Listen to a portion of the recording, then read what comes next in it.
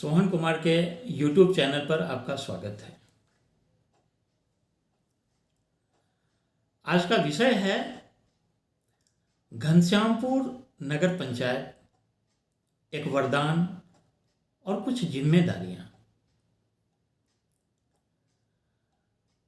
घनश्यामपुर को नगर पंचायत का दर्जा दिलाने के लिए जो मंत्रीगण, प्रशासनिक अधिकारी और हमारे गांव के युवकों ने जो योगदान दिया, मैं उन सभी का सादर अभिनंदन करता हूं।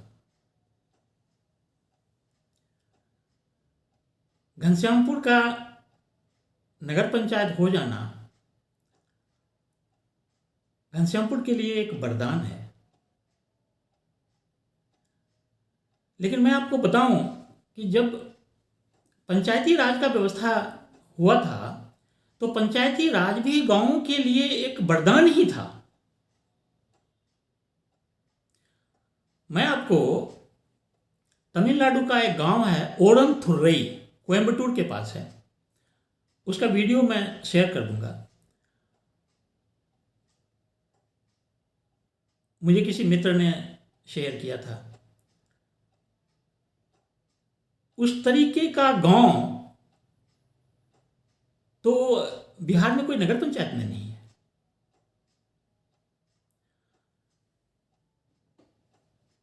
नगर पंचायत हो जाना एक बहुत बड़ी उपलब्धि है, बहुत बड़ा वरदान है, बुढ़ा बाबा का कृपा है। लेकिन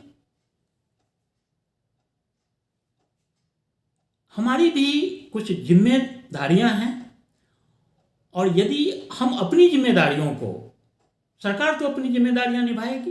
अब नगर पंचायत हो गया तो हमें नगर पंचायत के हिसाब से व्यवहार किया जाएगा, उस हिसाब से धन का आवंटन होगा। लेकिन जो हमारी जिम्मेदारी है, यदि हमने उसे पूरा नहीं किया तो हम नगर पंचायत का उतना लाभ नहीं ले सकते जितनी हम आज खुशियां मना रहे हैं। तो मैं आपको नगर पंचायत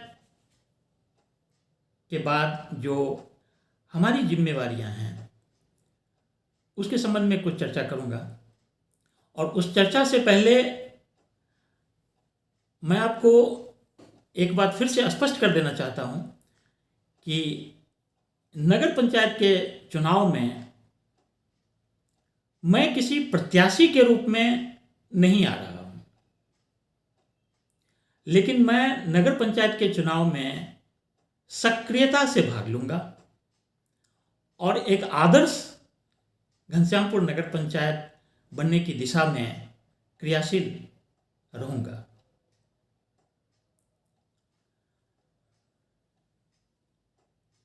अब जिम्मेदारियों की चर्चा करते हैं। जो हमारी पहली जिम्मेवारी है वो है हमें अपने वोट के मूल्य को समझना होगा। यदि हम अपने वोट के मूल्य को नहीं समझेंगे, यदि हम विकासशील लोगों को स्थान नहीं देंगे, यदि हम थोड़े से तात्कालिक लाभ, थोड़े से पैसे, खाना पीना, इस कीमत पे यदि आपने वोट देने का निर्णय किया तो फिर हम नगर पंचायत का वह लाभ नहीं ले पाएंगे। क्योंकि क्रियान्वयन के लिए तो लोग यही हैं, सरकार धन दे देगी। सरकार तो ग्राम पंचायत में भी आपको स्टेडियम आ गया था, अपने गांव में कितने विद्यालय आ गए, महिला विद्यालय आया, क्या सब आया। तो नगर पंचायत हो जाएगा तो और आएगा। लेकिन उसका जो इम्प्लीमेंटेशन है, उसका जो क्रियान्वयन है, वह करने की क्षमता किसमें है, इस पे बहुत चीज निर्भर करता है।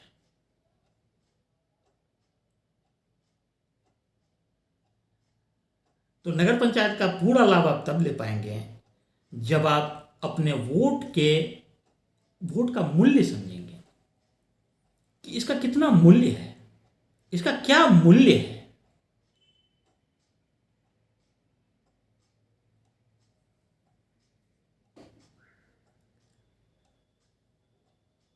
दूसरी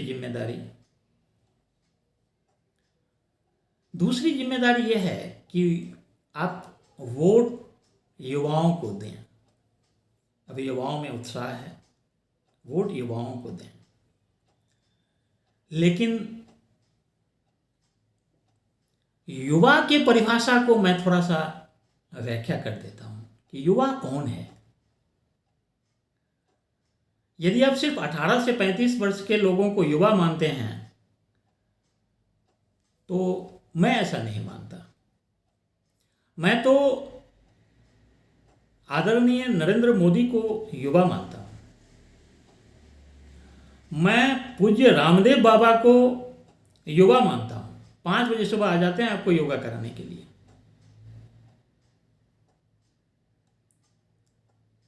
मुझे कुछ पलों के लिए डॉक्टर लक्ष्मण झा का सानिध्य मिला था और मुझे वो जीवन के अंत समय तक युवा ही लगे।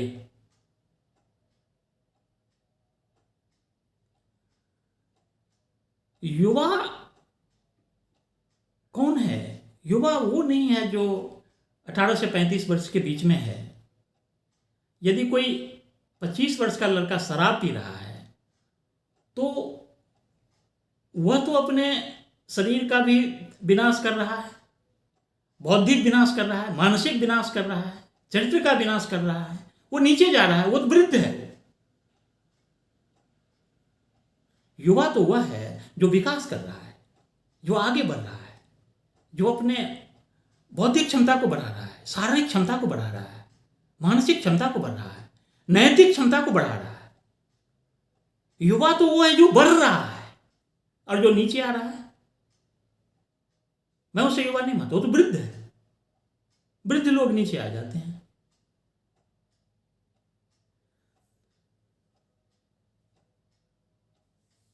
युवा को ठीक से परिभाषित करें कि युवा कौन है। युवा वह है जिसमें शक्ति है, जिसमें सहन शक्ति है, जिसे अपने मन को नियंत्रित रखने की शक्ति है, जिसे अपने भावना को नियंत्रित करने की शक्ति है, जिसे माता और बहनों को इज्जत करने की शक्ति है, जिसे अपने माता पिता को आदर करने की शक्ति है, सुख से रखने की शक्ति है, जिसे अपने बच्चों को संस्कारित करने की शक्ति है।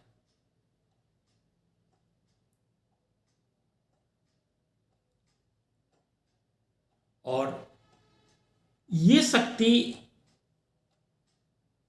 किसी उम्र का मोहताज नहीं है। ये शक्ति जिसके पास है वही युवा है। युवा वही है जो शक्तिशाली है, जिसमें लड़ने की शक्ति है, जिसमें सहने की शक्ति है, जिसमें करने की शक्ति है, जिसमें आगे बढ़ने की शक्ति है।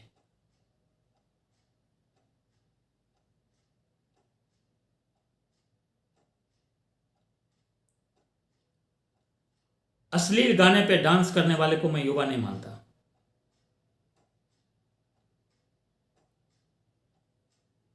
जो अपने जीवन में पतन के रास्ते पे है मैं उसे युवा नहीं मानता। वो वृद्ध है, वो नीचे जा रहा है, वो ऐसे ही जाएगा फिर मर जाएगा। लेकिन जो अपने मानसिक शक्ति को बढ़ा रहा है, बौद्धिक शक्ति को बढ़ा रहा है,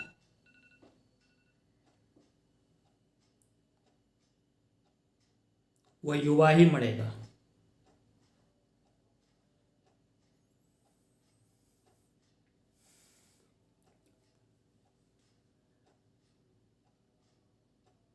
अगले शनिवार मैं इसी विषय का भाग 2 कुछ और जिम्मेदारियों की चर्चा करूँगा और मैं घनश्यामपुर नगर पंचायत के चुनाव में सक्रिय रहूँगा। प्रणाम।